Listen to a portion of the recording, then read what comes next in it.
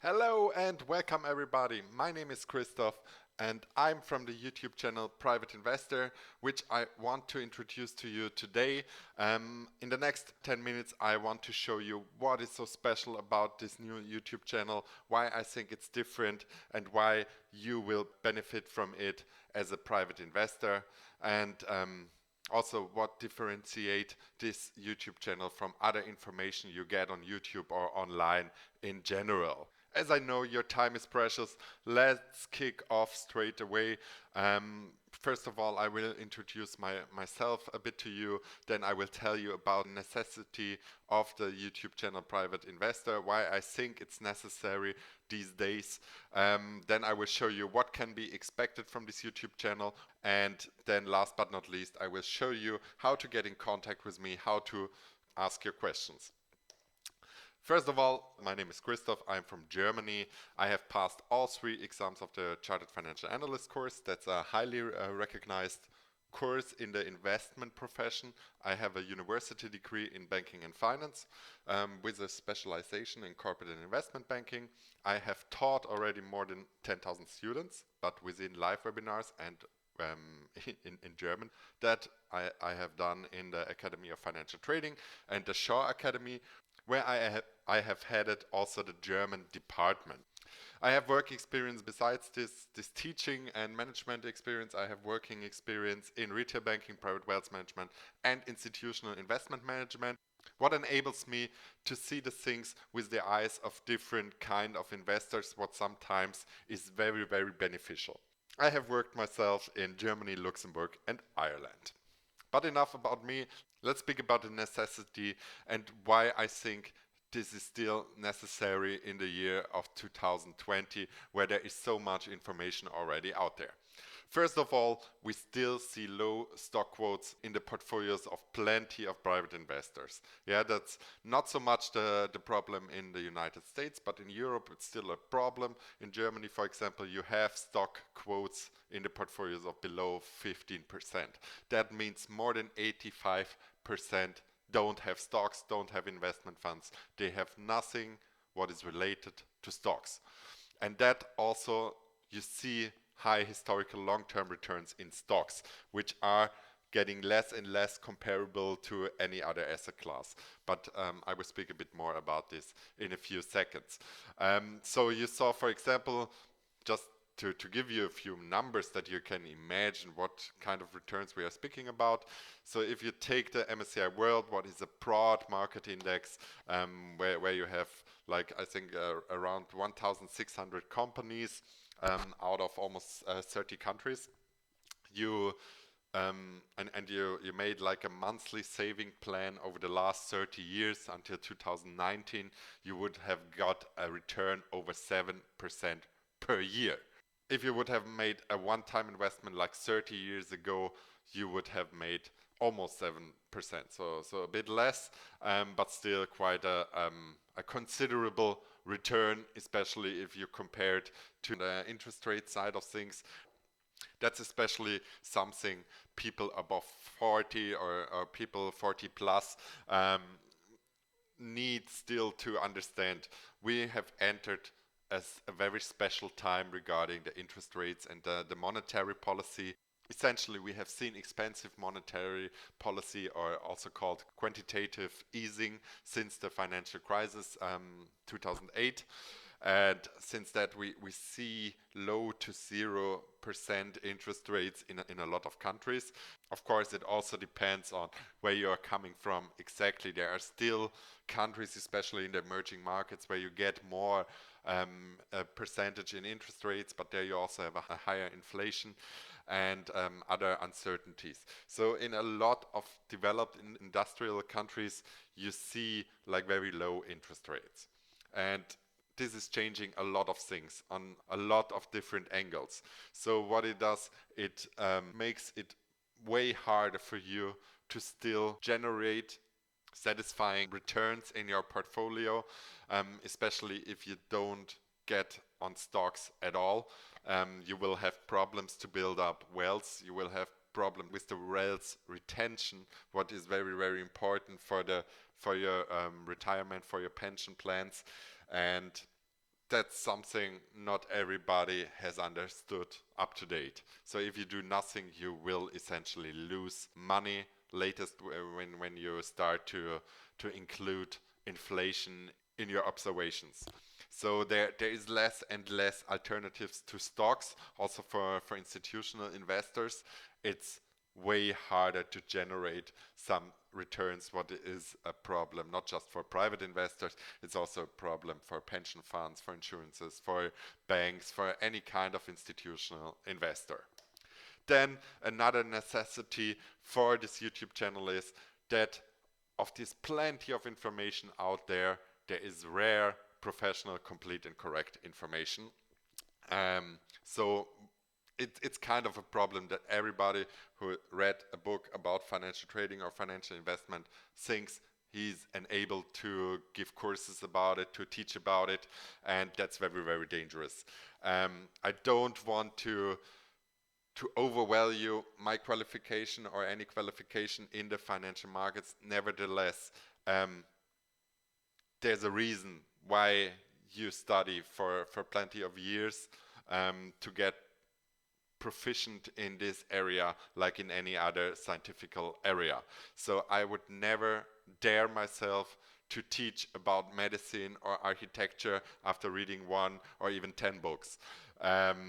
So that being said, I think it's very, very hard for private investors to find out which information to trust. There's also a lot of people obviously abusing the idea of getting rich, about changing your financial situation drastically. Therefore, I want to give you a sample what I got myself from my professor during my university time. If there's anything written about getting rich fast, getting millionaire fast, whatsoever, or also the word passive income is abused exponentially, be very, very careful. Yeah, there is a lot of opportunities in financial markets. If you apply yourself to study, to build up knowledge, you will benefit from this and you will improve your financial situation, but you will not get rich in a few days or a few months. It also depends on which kind of capital you have to trade, to invest, to work with. Nevertheless, the sooner you get started with it, the sooner you will build up some capital and the sooner you can change your financial situation. But you need to accept that it's hard work, and you need to accept that it will not change your situation completely from one day to the other. So in financial markets, one of the most important rules is also there is no free lunch. So for every reward, there's also risk. If you take over risk, you will be rewarded by return, but you should always be careful not take too much risk. Yeah, of course, there's also qualified information out there. There's not just incomplete and non-professional information out there. There's also information from brokers, from banks, who you would say they are professional sources for information. But there you have another problem, in my opinion. These sources often therefore have conflicts of interest. You get the information because you have a portfolio with them or you have an account with them. There's huge differences how they are earning money with you, but eventually they are earning money with you, and very, very often that's the case. The more often you trade, or the more often you generate revenue in your portfolio.